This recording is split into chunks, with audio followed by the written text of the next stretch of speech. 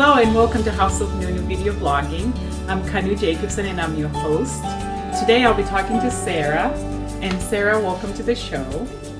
And we're going to be talking about a subject that affects a lot of people in this country, actually in this world. It's a subject that's not talked about a whole lot, but as of recent things in the news, it's been coming up a little bit. So Sarah, and we're going to be talking about depression. And so Sarah, thanks for being here and sharing. I know it's a very personal thing, and I appreciate you being here and sharing with the audience kind of how that has manifested in your life. Yeah. So maybe to start with, would you like to share how that has come up in your life? Yeah. I have spent a lot of time battling depression. Mm-hmm. My life has been struggles. Growing up, even in my childhood, and once I got a little bit older, life has been a struggle, and I at times just circumstantially struggled with depression. A breakup would happen, or I went through a divorce, and stuff like that. But at one point, eventually, I just got tired. Mm-hmm. That was like the main symptom, and not physically tired. Like I was emotionally spent. Mm-hmm. Like I was just tired, and I didn't want to go on. The thought of going on to another day made me just want to weep. Like I was just tired, and I was tired of struggling. I was tired of hurting, and so that's when it got at its worst for me. That's where it was. Okay. Can I ask what sort of a time frame, like how many years did you go through this? On and off. Probably since about 2005. I know there were times when I was younger that I would get depressed, and it would be circumstantial. Like I'd break up with a boyfriend, or something happened, and I would be depressed, and that's part of life, and that's just the human experience. But beginning in about 2004, 2005. I was going through a divorce, and that's the first time that it was an issue. Okay. And then fast forward, it was probably about 3 years ago that I was living by myself. I was working a pretty decent job.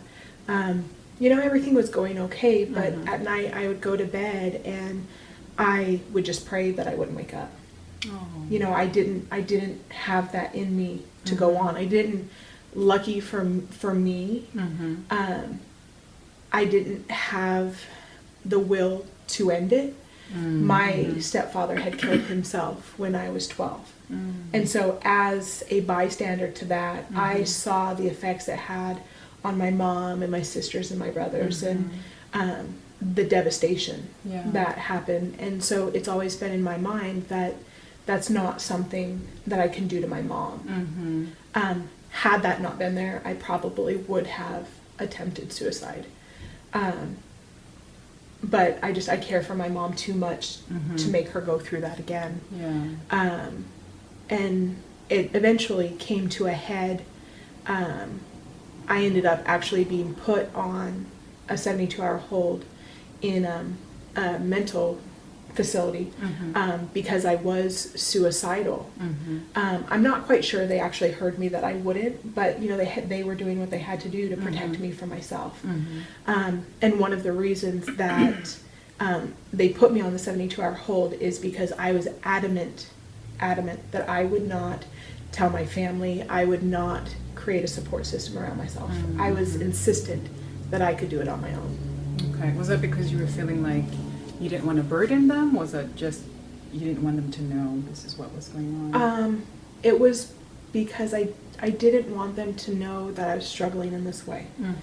And I think this is why depression is so insidious, is because we have so much shame and so much guilt about it, that we hide it from everyone around us. And that's what I was trying to do, was not let the people who could and would support me the most, I wouldn't let them in enough to know that I was struggling. That's a lot. I mean, you talked about your stepfather committing suicide. Is that right? Yeah.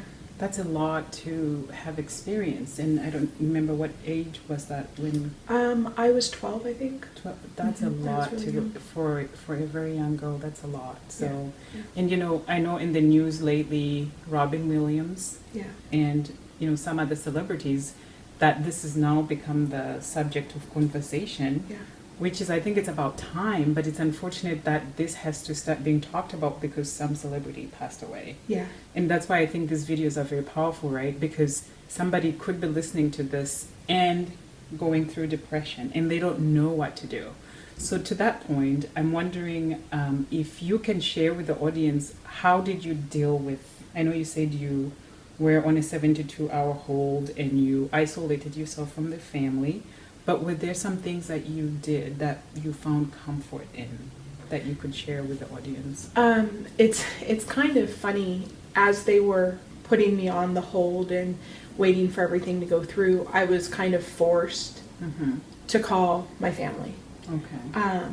I had a dog at home, and so what ended up happening while I'm sitting there waiting to be transported to the facility, my mom came and my sister came, and I think for them, I don't know how much they knew or if they sensed that there was something going on with me, but it like forced us to have this conversation. Yeah. And then, one of the like terms of leaving the facility after, the hold was up, there was an entire action plan. Like I had to have a counselor, I needed to have a psychiatrist, I had to have family members who were there to support me and who I could feel comfortable reaching out to and saying, hey, I'm having a time here, I need your help. Yeah.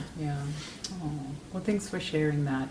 So just like I said earlier, if somebody's watching, is there any sort of message that you want to live with them? Because I'm very passionate about this, and that's why Sarah and I are actually in a counseling program together, and that's why I think we are in this field, because I think we're called to help people that are going through this. So is there something that you would like to share with the audience as to something that you want to live with them so they can, somebody find hope? Or Yeah. And like you said, that's very much the reason why I'm going into this field, is because I know how desperate and how hopeless it feels. Like it feels like there's no hope for the future. But that's not true. There is always hope. There are people around you who are willing to support you. There are people that you can reach out to get that help. And for me, a huge factor of me walking out of the depression in the way that I had been living was my faith.